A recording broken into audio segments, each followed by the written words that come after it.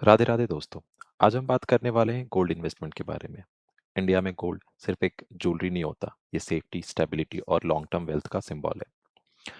लेकिन जो सबसे अहम सवाल ये है कि आखिर हम गोल्ड में इन्वेस्ट कैसे करें? गोल्ड खरीदे कैसे? हमें ज्वेलरी खरीदना चाहिए, हमें कॉइन खरीदना चाहिए, हमें डिजिटल गोल्ड खरीदना चाहिए या फिर गोल्ड ईटीएफ खरीदना चाहिए?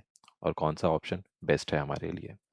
इस वीडियो के एंड तक आपको क्लियरली डिसाइड कर पाओगे कि आपके लिए कौन सा गोल्ड इन्वेस्टमेंट बेस्ट रहेगा। तो सबसे पहले चलते हैं फिजिकल गोल्ड पे। अब फिजिकल गोल्ड क्या होता है? ये बहुत ही कॉमन है। आपने अपने घर में भी सोने की चीज़ें देखी होगी, जैसे कि ज्वेलरी ज्वेलरी हो गए, कॉइन्स हो गए, गोल्ड बार्स हो गए। अब इसके कुछ अपने फ़ायदे हैं और कुछ अपने नुकसान। जो पहला फ़ायदा है वो है कि ये आपके हाथ में होता है। आप इसको टच कर पाते हो, आप इसको फ़ील कर पाते हो और इसको समझना बहुत ही आसान है। आपने क्या करा, आप दुकानदार के पास गए, आपने उसे पैसे दिए और उसने आपको गोल्ड दे दी। तो इसको समझने में मुश्किल नहीं आती। लेकिन इसके कुछ अपने नुकसान हैं। मेकिंग चार्जेस होते हैं। आपने कभी भी कोई भी ज्वेलरी खरीदी होगी तो उसमें कुछ ना कुछ मेकिंग चार्ज होता है, समवेयर अराउंड 15-20% के। और जब आप उसको बेचोगे तो आपको उस मेकिंग चार्ज का नुकसान उठाना पड़ता है। जो दूसरा नुकसान है वो है स्टोरेज और चोरी का रिस्क।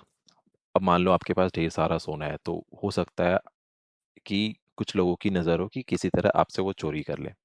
जो तीसरा है प्योरिटी का इशू।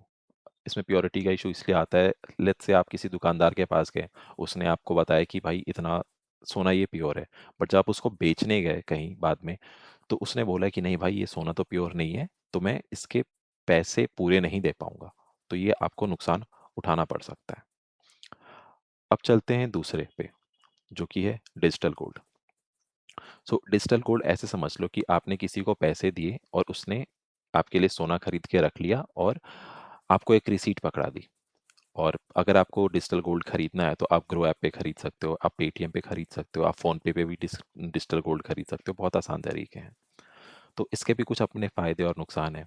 फ़ायदा ये है कि ये काफ़ी मतलब आप एक स्मॉल अमाउंट से स्टार्ट कर सकते हो और जो सोना है वो प्योर होगा, उसकी गारंटी होती है और आपको स्टोरेज की टेंशन नहीं लेनी होती क्योंकि वो आपके लिए कोई और स्टोर कर रहा है। बट इसके कुछ अपने नुकसान भी हैं। मतलब कि अगर आप इसको लॉन्ग टर्म में रखना चाह रहे हो, तो हो सकता है आपको टैक्स ज़्यादा देना पड़ जाए उसके लिए। और जो दूसरा नुकसान ये है कि कंपनी का रिस्क भी होता है। मान लो कल को कंपनी बंद हो गई, कल को इनमें से कोई कंपनी बंद हो गई जहाँ से आपने खरीदा है, तो आपको नुकसान उठाना पड़ सकता है।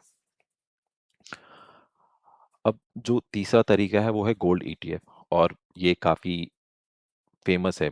लाइक लोग इसमें इन्वेस्ट करते हैं काफ़ी ज़्यादा। अब गोल्ड ईटीएफ होता क्या है? गोल्ड ईटीएफ बेसिकली स्टॉक्स के जैसा है। आप इसको स्टॉक मार्केट पे खरीद सकते हो, बेच सकते हो। कोई भी एक ट्रेड, जैसे रिलायंस का ट्रेड हो गया, आप क्या करते हो उस स्टॉक मार्केट में या किसी भी ट्रेडिंग ऐप के थ्रू उसके यूनिट्स खरीदते हो, राइट? तो गोल्ड ईटीएफ भी वैसे ही होता है। तो इसके कुछ अपने फ़ायदे और नुकसान हैं। जो पहला फ़ायदा ये है कि इसमें कोई भी मेकिंग चार्ज नहीं होता, क्योंकि आप उसके स्टॉक्स खरीद रहे हो, तो इसमें आपको मेकिंग चार्ज की दिक्कत नहीं होती। दूसरा फ़ायदा ये है, इसकी लिक्विडिटी काफ़ी हाई होती है। लिक्विडिटी मतलब कि कितना आसान है बेचना और खरीदना। तो स्टॉक मार्केट में आप इसको ईज़िली खरीद और बेच सकते हो। तीसरा ये है कि सेफ़ एंड ट्रांसपेरेंट होता है और दूसरा है कि चौथा ये है कि डीमैट में होल्ड होता है ये। अब इसके नुकसान देखते हैं। तो जो सबसे पहला है, ये ज़्यादा बड़ी दिक्कत वैसे है नहीं कि आपके पास एक डीमैट अकाउंट रिक्वायर्ड होता है। आपके पास एक डीमैट अकाउंट होना चाहिए, क्योंकि आप इसको एक स्टॉक की तरह खरीद रहे हो, तो उसके लिए एक डीमैट अकाउंट की ज़रूरत पड़ती ही पड़ती है।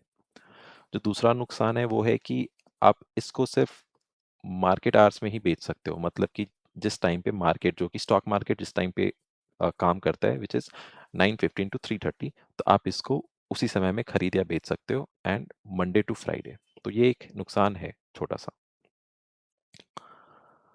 अब चलते हैं नेक्स्ट कंपैरिजन करते हैं कि आपको किस में इन्वेस्ट करना चाहिए। अगर आप ज्वेलरी और गिफ्टिंग के लिए खरीद रहे हो तो डेफिनेटली आप फिजिकल गोल्ड के लिए जाओ। लेकिन अगर आप